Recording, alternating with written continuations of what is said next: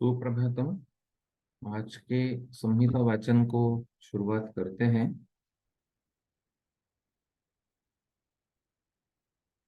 ओम त्र्यंबकं यजामहे सुगंधिं पुष्टिवर्धनम् उर्वारुकमिव बन्धनात् मृत्युर्मोक्षीयमामृतात्। चरक चिकित्सा स्थान रसायनाध्याय तृतीय पाद कर प्रचितीय रसायन पाद अथातः कर प्रचितीयं रसायन पादं व्याख्यास्यामः इति अस्माः भगवान् आत्रेयः आमलक रसायनत्वं सात्म्यात् अनंतरम कर प्रचितीय उच्यते। उसके बाद कर प्रचितीय अमल का इस रसायन के एंगल से कर प्रचितानां यथोक्त गुणानां आमलकानां उद्धृत अस्थां शुष्कचूर्णितानां पुनः माघे फाल्गुने वा मासे त्रिसप्तकृत्वः स्वरसपरिपीतानां पुनः शुष्कचूर्णीकृतानाम् आढकमेकं ग्राहयेत्। करप्रचितम मतलब माघ अथवा फाल्गुन मास में यथोक्त गुण जिसके आ गए हो ऐसे आमलकी को शुष्क चूर्णित करके अस्थि निकालकर माघ या फाल्गुन मास में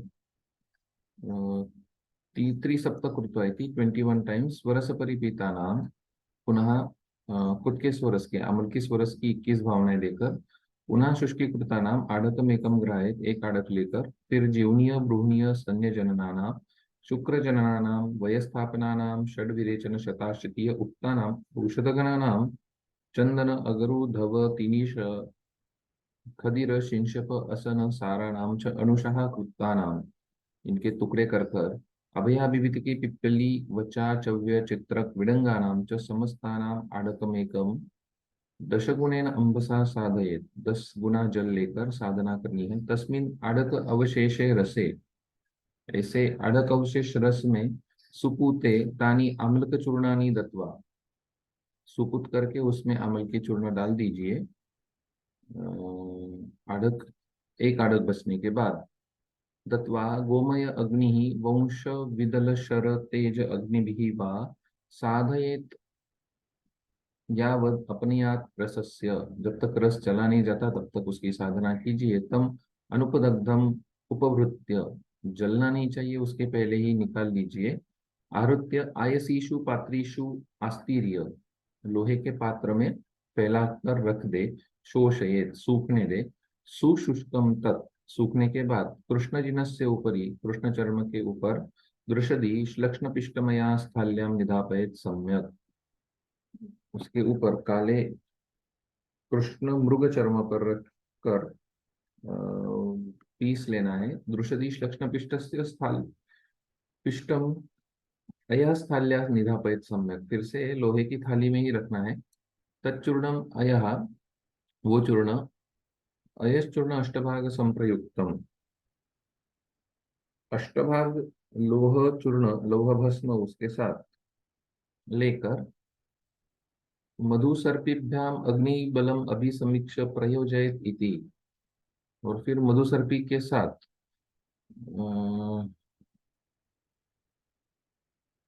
लगभग क्वाथ की साधना हो जाने के बाद आढ़क अवशेष जब हो रहा है तब और उसका जब पाक हो गया अमल की चूर्ण जो 21 बार भावित है अमल की स्वरस से उसको जब इसमें डाल दिया तब उसकी साधना की गई जब तक कि वो रस अपनय नहीं हो जाता और फिर वहां से आयस पात्र में ही उसको फैलाकर रखने को बोला गया। और फिर से जब आप उसको सुखा लोगे सूखने के बाद जब शक्ष्ण पिष्ण करके रखोगे फिर से आयस पात्र में रखने को बोला गया और उस चूर्ण को फिर से आयस भस्म के साथ लोह भस्म के साथ मधु सर्पिभ्य के साथ सेवन करने को बोला गया। ये इंपॉर्टेंट बात है कि अमलकी के साथ लोह की मात्रा यहाँ पर आ रही है। एतत् रसायनं पूर्वं वसिष्ठः कश्यपो अङ्गिराः जमदग्नि भरद्वाजो भृगु अन्ये च तद्विधा प्रयुज्य प्रयता मुक्ताः श्रम व्याधि जराभयात्। यावत् ऐच्छन् तपस्ते पुः तत्प्रभावान् महाबलाः इदं रसायनं चक्रे ब्रह्मा वर्ष सहस्रिकं जराव्याधि प्रशमनं बुद्धि इंद्रिय बलप्रदम इति अमलकायसम ब्राह्मरसायनम करप्रचितानाम। ओके, तो इस रसायन के सेवन से एतत् रसायनं पूर्वम वसिष्ठाः कश्यपो अंगिरः वसिष्ठ कश्यप अंगिरा जमदग्नि भरद्वाज भृगु अन्य च तद्विदाः। बहुत सारे ऋषियों ने इसका प्रयोजन किया और ये लोग मुक्त हो गए श्रम व्याधि और जरा के भय से। यावद इच्छन तपस्ते पुहु, जब तक इच्छा थी तब तक तप कर पाए। तत्प्रभावान महाबला, उस प्रभाव से वो महाबलवान हो गए। और इदम रसायनम चक्रे ब्रह्मा वार्ष सहस्रिकम, और ये जिसके 1000 वर्ष तक आयु प्रदान करने वाले ब्रह्मा जी ने यह रसायन कहा है। जरा व्याधि प्रशमनम बुद्धि इंद्रिय बलप्रदम इति अमलकायसम ब्राह्म रसायनम कर प्रचितानाम इति पदम स्वयं पतित ग्रहणम निषेधयति। ओके, हाथ से निकालना है। कर प्रचिता नाम मतलब जो नीचे पक कर गिर गए हैं वो नहीं लेने हैं। पके हुए को आपको खुद हाथ से पेड़ से निकालना है।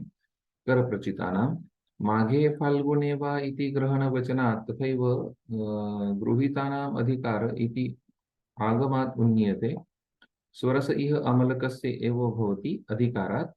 शाक एक बृहत् पत्र वाला तरु है। कृत्तानाम इति छिन्नानाम इह गोमया अज्ञात उपकरणं नियमेन एव शक्ति उत्कर्षो भवति इति ऋषिवचनात् उन्नीयते।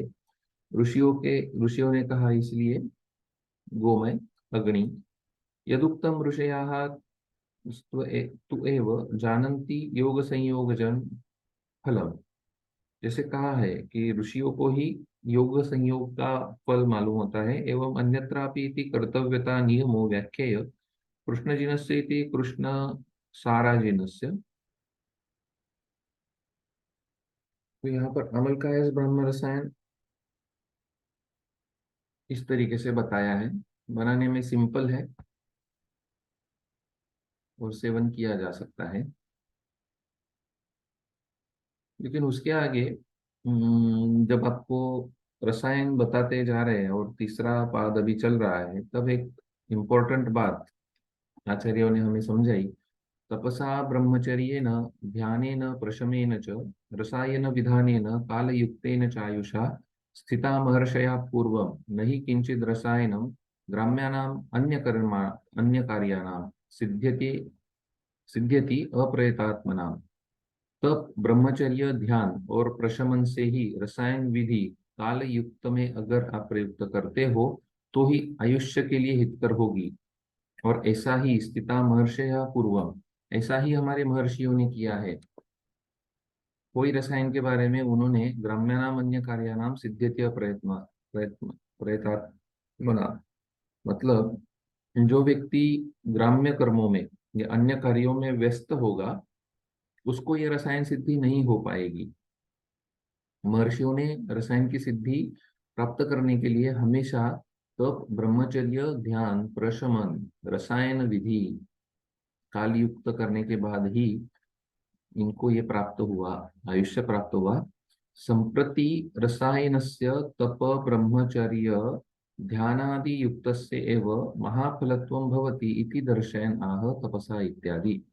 रसायन की महाफलत्व, रसायन की फलश्रुति अच्छे से आने के लिए तप ब्रह्मचर्य ध्यान इत्यादि से युक्त होने पर ही महाफलत्व आता है।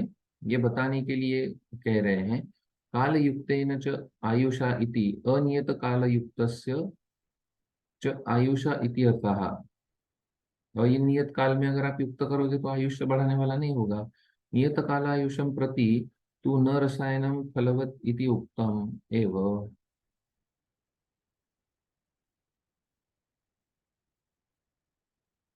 अनियत काल युक्तेन च आयुषा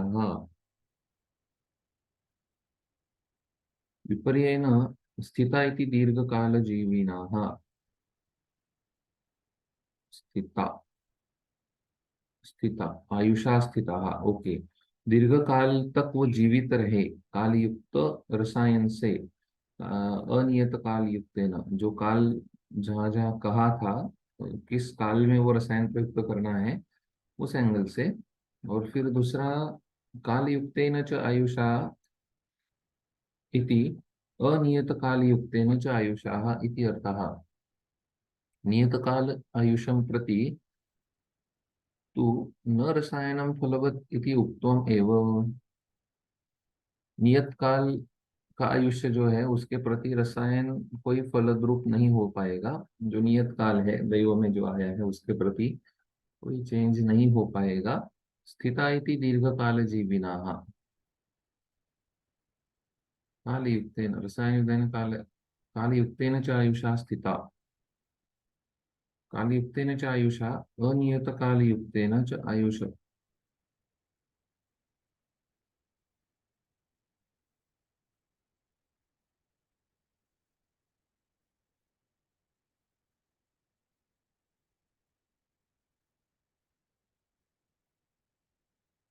ये थोड़ा मीनिंग ढूंढना पड़ेगा, ब्रह्मानंद त्रिपाठी में मिलेगा।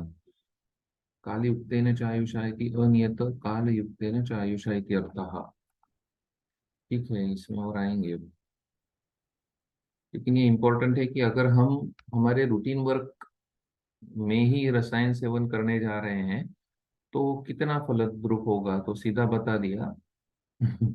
न न सिद्ध्यति अप्रयतात्मना, हमें प्रयतात्मन होना पड़ेगा, प्रयत्न पूर्वक तप ब्रह्मचर्य ध्यान का सेवन करना पड़ेगा, तब जाकर रसायन फलद्रूप होगा। कोई बात में अगर हम लोग अटके हुए हैं, इंद्रियों का संग हो रहा है विषयों से, ब्रह्मचर्य का पालन नहीं हो रहा है, तब कम हो रहा है, तो फिर मुश्किल है।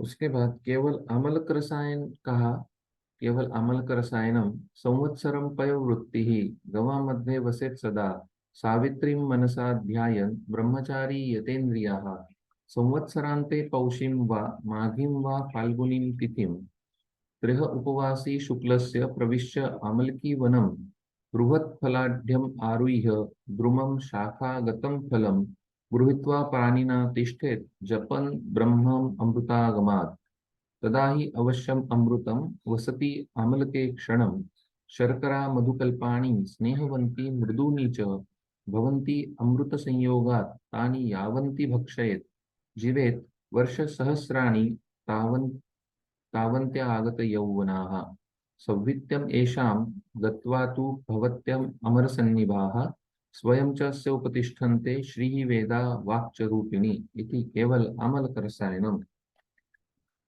संवत्सरम पयोवृत्ति ही, एक साल तक पय की वृत्ति, एक साल तक सिर्फ दुग्धपान पर निर्वाह करे।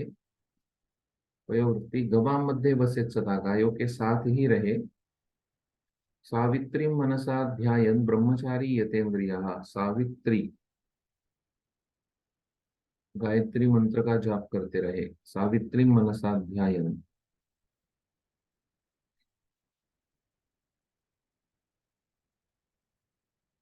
ब्रह्मचारी यतेन्द्रिया संवत्सरांते, एक साल होने के बाद पौषिम व माघिम व फाल्गुनी तिथि, पौष माघ या फाल्गुन की कोई भी तिथि पर आपका एक साल हो जाए, माने तब से ही आप स्टार्ट करो, एक साल पहले, ये भी बात उसमें आ गई। गृह उपवासी, 3 दिन तक उपवास, एक साल तक दुग्ध वृत्ति, दुग्ध वृत्ति के बाद 3 दिन का उपवास। गृह उपवासी शुक्ल तिथि में, पौष माघ या फाल्गुन महीने के शुक्ल की कोई तिथि में 3 दिन उपवास होने के बाद, शुक्ल पूर्णिमा ये ट्रांसलेशन किया है, पौषिम व माघ फाल्गुनी तिथि त्रयोपवासी शुक्ल से प्रविश्य अमल की वनम, अमल की वन में वो व्यक्ति प्रवेश करे। बृहत फलाढ्यम आरूह्यम, जहाँ पर बड़े अमल की फल लगे हैं ऐसी शाखा पर आरूढ़ हो जाए। और द्रुमम शाखागतम फलम, जिस शाखा पर बहुत ही बढ़िया फल लगे हैं, बड़े हैं, वहां पर जाकर बैठ जाए। प्रविश्यामल की वनम फल बृहत फलाढ्यम आरुह्य, जब वहां पर बड़े फल है वहां पर आरोहित होकर बैठ जाए, चढ़ जाए ऊपर। द्रुमम शाखागतम फलम गृहीत्वा पाणिना तिष्ठेत, हाथ से उसको पकड़े, जपन ब्रह्मामृता गता गताम, और फिर पकड़कर ओंकार का जाप तब तक करता है जब तक कि अवले में अमृत न चला जाए। माने जपन ब्रूतपायन तिष्ठे जपन ब्रह्मामृतागतम, वो कामना करे कि इसमें अमृतत्व आ गया है। तदा ही अवश्यम अमृतम वसति आमल के क्षणम, तब एक क्षण के लिए अमृत जरूर उस आमल की फल में आ जाता है, और वो शर्करा मधुकल्पानी, शर्करा और मधु के कल्प की जैसी स्नेहवंती और मृदु हो जाती है। भवंती अमृत संयोगात तानी यावंती भक्षयेत, और फिर ये जो अमृत संयोग के कारण शर्करा और मधुकल्पानी स्नेहवंती मृदुनिच हो गई हुई अमल की है, यावंती भक्षयेत जितना जितने खा पाओगे, जीवेत वर्ष सहस्राणी उतने हजार वर्षों तक, तावंती आगत यौवनम, और तब तक युवा बना रहेगा। आगत यौवनाः सौवित्यमेषां गत्वा तु भवत्य अमर सन्निभाः, और फिर पूरा पेट भरकर अगर खा लेगा तो लगभग अमर हो जाएगा। भवत्य अमर सन्निभाः स्वयं चास्य उपतिष्ठन्ते श्री वेदा वाक्च रूपिणी, और फिर इस व्यक्ति में खुद ही श्री वेद वाक ये रहेंगे, उतने हजार वर्षों तक युवावस्था होकर जीवित रहता है। यदि वह व्यक्ति अपनी तृप्ति पर्यंत आंवले को खा लेता है तो वह देवताओं के समान अजर अमर हो जाता है, और लक्ष्मी वेद श्री ही वेद वाक्च रूपिणी वाणी रूपिणी सरस्वती स्वयं उसके पास चली आती है। तो ब्रह्मचारित्वेन इंद्रिय नियमे लब्धे अपि यतेन्द्रिय पद संबंध इंद्रिय नियम अतिशय उपदर्शनार्थाः, सिर्फ ब्रह्मचारी होने से नहीं चलेगा, सभी इंद्रियों को उनके विषय से अतिशय दूर रखना होगा, हर एक इंद्रिय का उतना दमन करना होगा। पौषादिषु संवत्सरानंतत्वम, पौषादि जो महीने कहे हैं पौष माघ फाल्गुन, संवत्सरानंतत्व नियम नियम दिनात आरभ्य वर्ष पूर्णेन ज्ञेयम, यानी आप शुरुआत वहां करोगे तभी एक वर्ष जान लेना है। फाल्गुनीम इति अस्यांते प्राप्तेषि शेषः न द्रुमम आरोहेत, सूत्रस्थान 8 इति अस्य आरुह्य द्रुमम इति वचनेन अपवादाः, सूत्रस्थान के अध्याय 8 में सदरुत्त बताया, वहां पर बताते हुए कहा था कि कोई शाखा पर चढ़ने का कष्ट मत किया करो, आदेश था। और अभी यहाँ कह रहे हैं कि आप चढ़ जाओ उस शाखा पर, तो वचने न अपवाद, हाँ तो इसको अपवाद जान लीजिए। सूत्रस्थान 8 के श्लोक के एंगल से ये अपवाद रहेगा। जपन ब्रह्मति ओंकारम जपन, तो ब्रह्म का जप मतलब ओंकार का जप, ये टीका में कहा गया। अमृतागमात इति अमृता आगम पर्यंतम, जब तक अमृत आ नहीं जाता है तब तक ओंकार का जाप करना है। सौवित्यमेषामिति कारणे षष्ठी वाग रूपिणी इति तद अधिष्ठात्री देवता, वाग देवता इति सरस्वती। एक साल तक गायों के बीच रहना, गवाम मध्ये वसेत सदा, और सवित्री मनसा ध्यान गायत्री मंत्र का जाप करते रहना है और ब्रह्मचारी रहना है। और एक संवत्सर के अंत में पौष माघ या फाल्गुन तिथि में 3 दिन उपवास करके अमल की वन में प्रवेश करना है।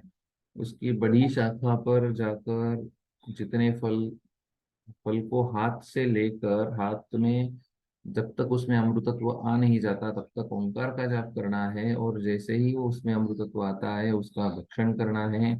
ऐसे जितने फल खाएंगे उतने हजार वर्षों तक आगत यौवना, हाँ युवा बने रहेंगे। और एक दिन का अगर पेट भर के खान खा लोगे तो फिर लगभग आप अमर ही हो जाओगे।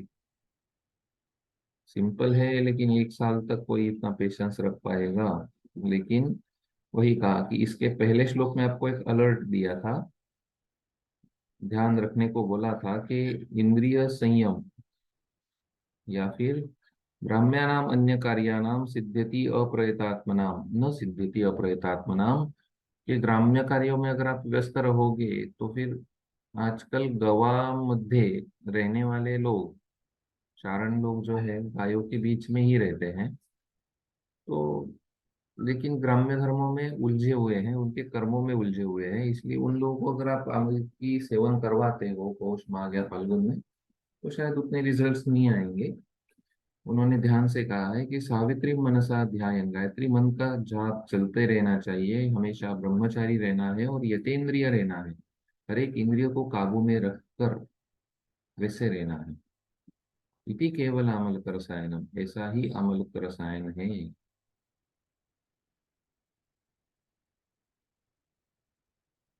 उसके बाद लौहादी रसायन बताते हैं।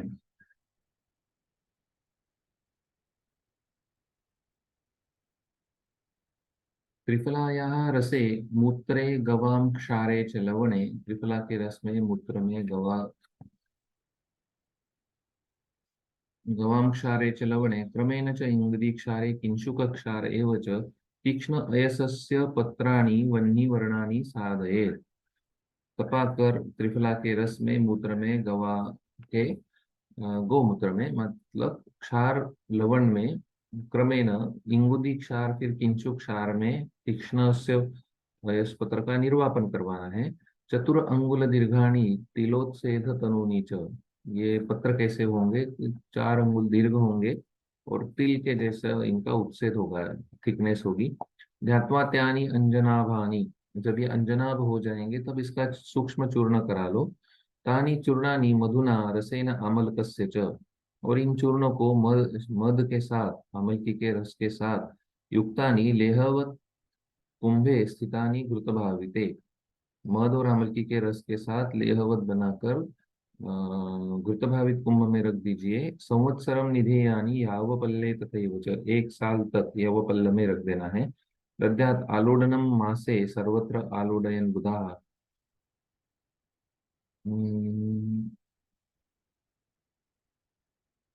प्रतिमास उस घड़े को निकाल कर उसको आलोडन कर देना है, गीला है, और मध और रस के लोहों को एक मिलकर एक रस हो जाए। जैसे अचार डालने के बाद उसको हम लोग बीच बीच में घुमाते रहते हैं, वैसे इसको एक एक महीने में तानि चूर्णानि युक्तानि संवत्सरम निधयानि यवपल्ले तथैव च दद्यात् आलोडनम मासे सर्वत्र आलोडयन बुधः, 1 महीने, हर महीने में उसको आलोडन देना है। संवत्सरात्यये तस्य प्रयोगो मधुसर्पिषाः, 1 साल के बाद फिर उसका प्रयोग आपको करना है मधु और सर्पी के साथ। प्रातः प्रातः बलापेक्षी, सवेरे सवेरे बल के अपेक्षी रखकर, सात्म्यम जीर्णम च भोजनम, सात्म्य और जीर्ण भोजन कराना है। एष एव च लौहानां प्रयोगाः संपरिकीर्तिताः, ऐसा हमने लोह का प्रयोग बताया। नाभिघातै न चातंकैः जरया न च मृत्युना, सदृश्य स्यात् गजप्राणाः सदा च अतिबलेन्द्रियाः, धीमान् यशस्वी वाक्सिद्धाः श्रुतधारी महाधना, भवेत् समाप्रयुञ्जानो नवरो लौहरसायनम्, अनेनैव विधानेन हेम्नश्च रजतस्य च आयुप्रकर्ष कृत सिद्धाः प्रयोगाः सर्वरोगनुत इति लौहादि रसायन, सिर्फ लोह का नहीं है, लोहादि है। इसी विधि से आप हेम रजत का भी प्रयोग कर सकते हो, सेम। तो आलोडनम हर महीने में देने के बाद, 1 साल हो जाने के बाद उसका मधु और सर्पी के साथ प्रयोजन करना है। कब करना है? तो प्रातः प्रातः करना है, बल्कि अपेक्षा देखकर करना है। और सात्म्य और जीर्णे भोजन बोला है, जो भोजन साथ में है वही करना है। और जीर्णे मतलब ये योग पच जाने के बाद जब क्षुधा आ जाएगी तब ही करना है। एषैव लोहानां सप्रयोगाः संपरिकीर्तिताः, यही लोह का प्रयोग हम बता रहे हैं। तो फिर क्या होगा ना, अभिघात ही, अभिघात से उस व्यक्ति को कुछ नहीं होगा। न च आतंक ही जरया न च मृत्युना, सदृश्या स्यात् गज प्राण, और वो व्यक्ति इतना स्ट्रांग हो जाएगा।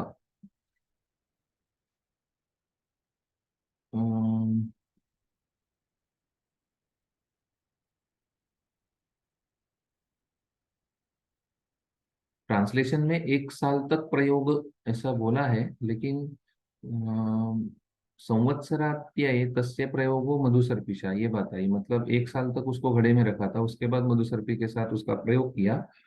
प्रातः प्रातः फलापेक्षी सात्म्यम जीर्णे च भोजनम, एष एव लोहानां प्रयोगा संपरिकीर्तिता। ओके।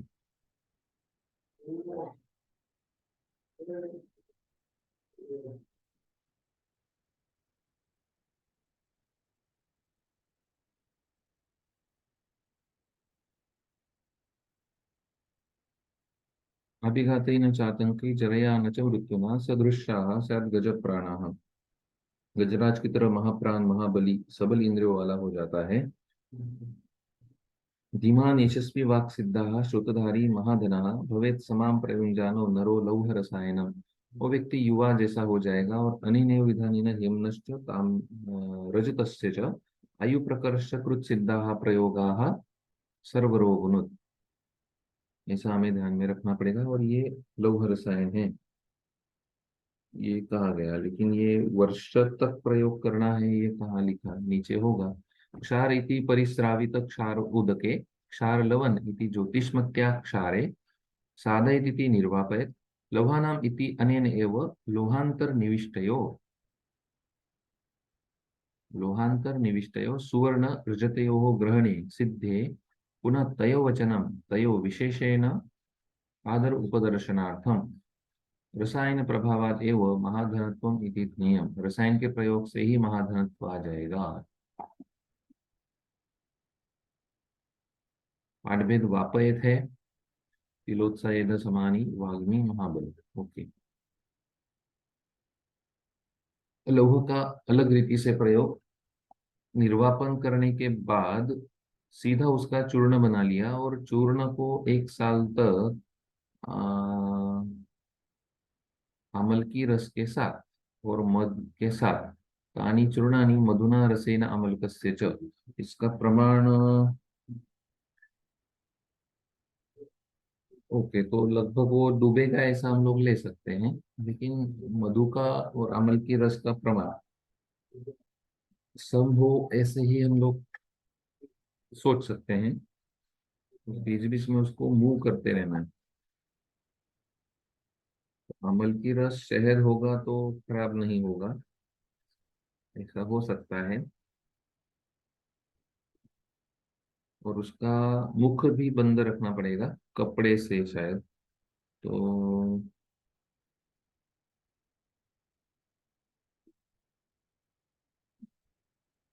बारीक चूर्ण, उसका बारीक चूर्ण बनाकर मधु और आंवले का रस डालकर अवलेह जैसा बनाकर घृतलिप्त उदर वाले घड़े में, तो शायद यहाँ उसका चूर्ण बनाकर की जगह हम लोग उसको कूट दे दे और भस्म बना ले, ये भी बात हो सकती है। तो फिर आंवले का रस और शहद डालना आसान हो जाएगा, क्योंकि चूर्ण बनाने में दिक्कत हो सकती है, या निर्वापन के बाद इजीली बन भी सकता है। लौह रसायनम, लौहादी रसायनम, सिर्फ लौह नहीं है, लौहादी है। इसी विधि से आप सुवर्ण और रजत का भी रसायन सेवन कर सकते हो। ये एक बात रहेगी। आगे चलते हैं। ऐन्द्रम रसायनम ऐन्द्री मत्स्याखको ब्राह्मी वचा ब्रह्म सुगर चला पिप्पल्यो लवणम हेम शंख पुष्पी विषम घृतम येषां त्रियवकान् भागान् हेम सर्पी विषैर्विना द्वौ यवौ तत्र हेम्नस्तु तिलं दद्यात् विषस्य च सर्पिषश्च फलं दद्यात् तत् ऐकध्यं प्रयोजयेत् घृतप्रभूतं स क्षौद्रं जीर्णे चान्नं प्रशस्यते जराव्याधि प्रशमनम स्मृति मेधा करम परम आयुष्यम पौष्टिकम धन्यम स्वरवर्ण प्रसादनम परम ओजस करम चैतत सिद्धम ऐन्द्रम रसायनम नैतत् प्रसह्यते कृत्या न लक्ष्मीर्न विषम चरुक विषम नरुक श्वित्रम सकुष्ठम जठराणि गुल्मा प्लीहा पुराणो विषमज्वरश्च मेधा स्मृति ज्ञान हराश्च रोगा शाम्यन्ते अनेन अतिबलाश्च वाताः इत्येन्द्रम रसायनम। इंद्री मत्स्याक्ष को से लेकर इंद्री मत्स्याक्षी ब्राह्मी वचा ब्रह्म सुवर्चला पिप्पली लवण हेम शंख पुष्पी और उसके बाद विष एवं घृत ऐशांत्री यवकान भागान, इनमें से स्वर्ण विष एवं घृत को छोड़कर तीन तीन यव प्रमाण लेकर त्रियवकान भागान हेम सर्पिर विषय विना, हेम सर्पी और विष को छोड़कर द्वौ यव तत्र हेमनस्तु, ये सबके त्रियव भाग हो गए, दो यव हो गए हेम के। तिलम दद्यात विषस्य च, विष का प्रमाण तिलम, तिलमात्र। ओके। विष मतलब वत्सनाभ हो सकता है यहाँ पर। सर्पिशश्च फलम दद्यात्, सर्पी का एक फल देना है, एकध्यम प्रयोजय तत् एकध्यम प्रयोजय, और फिर उसको एक साथ उनकी योजना करो, अच्छी तरह मिला दे। और फिर क्या करना है, तो घृत प्रभुतम सक्षोद्रम जीर्णे चान्यम प्रशस्यते, और फिर सीधा सीधा उसका, सर्पी को एक फल देने के बाद घृत प्रभुतम सक्षोद्रम, अच्छी तरह घी और शहद डालने के बाद एकत्रित करके उसका प्रयोजन करना है। घृत प्रभुतम सक्षोद्रम जीर्णे चान्यम प्रशस्यते, और घी और मधु विषम मात्रा में मिलाकर भोजन करना है, ये भी बताएगी। घृत प्रभुतम सौक्षोद्रम जीर्णे चान्नम प्रशस्यते, क्योंकि सर्पी मिलाकर ये देना है, बस इतनी ही बात है। तो ये दवाइयाँ मिलने में थोड़ी मुश्किल रहेगी, सभी मिलती नहीं है।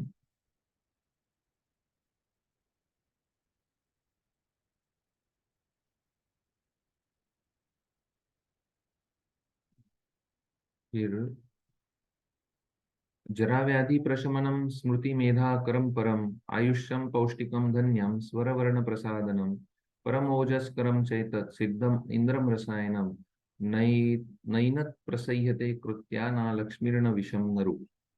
ये जरा व्याधि का प्रशमन करने वाला होगा, स्मृति मेधा कर होगा, आयुष्य कर होगा, पौष्टिक शरीर की पुष्टि करेगा, धन्य करेगा, स्वर वर्ण का प्रसादन करेगा, और ओजस कर होगा, और ये सिद्ध इंद्र रसायन है।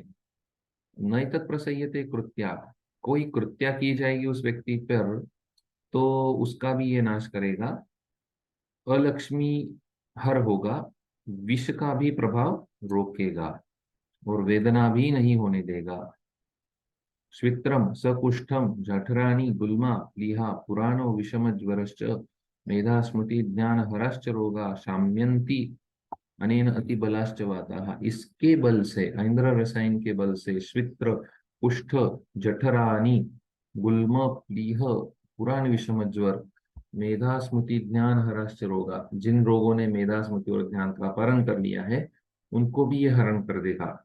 इसीलिए इंद्र रसायन कहा गया, इंद्री इसमें है, इसलिए इंद्र रसायन हो गया प्रथम औषध के नाम से। शाम्यति अनेन अतिबलाश्च वाता, अतिबल वात का भी ये शमन कराएगा। टीका पढ़ते हैं। मत्स्याख्य को मच्छु इति लोके ख्यातः, अन्य तो इंद्रिभेदम मत्स्याख्यकम आउ, कुछ लोग इंद्रिभेद को ही मानते। त्रियवकानि इति त्रियव प्रमाणा, घृत प्रभुतम इति अन्न विशेषणम, कृत्या अभिचारः, कोई किसी पे अभिचार, बराबर, कृत्या। इसके बाद यहाँ पर इंद्री मत्स्याको ब्रह्मी वचा ब्रह्म सुवर्चला पिप्पली लवण हेम शंख पुष्पी विषम घृतम, विष मतलब वत्सनाभ यहाँ पर एक कंटेंट है, और बाकी थोड़ी मिल जाएंगी। इसके साथ स्वर्ण भस्म, विष, विष की मात्रा एकदम एक तिल ही है, इसलिए वो बहुत ज्यादा नहीं है, सूक्ष्म प्रमाण में। योगादपि विषम तीक्ष्णम का स्मरण यहाँ पर हमें होना ही चाहिए, कि ऐसा योग जिसमें तिल मात्र विष यूज करके इंद्र रसायन में इसका उपयोग किया गया, और ये परम रोगहर बोला गया है। अब तक इतने रोगों की लिस्ट कोई रसायन में नहीं थी, वो सबसे पहले इंद्र रसायन में हमें मिलती है। श्वित्र, कुष्ठ, जठराग्नि, गुल्म, प्लीहा, पुराण विषम ज्वर या पुराण प्लीहा, मेधा स्मृति ज्ञान हर जो रोग होंगे वो, अतिबल वात वाले रोग, ये सभी इंद्र रसायन से चले जाएंगे। इसलिए इंद्र रसायन हमें कोई डिसीज में हम लोग दे सकते हैं, तो उस बारे में हमें सोचना जरूर होगा। तो आज के लिए यहाँ रुकते हैं। गुरुर्ब्रह्मा गुरुर्विष्णु गुरुर्देवो महेश्वरः, गुरु साक्षात् परब्रह्म तस्मै श्री गुरवे नमः।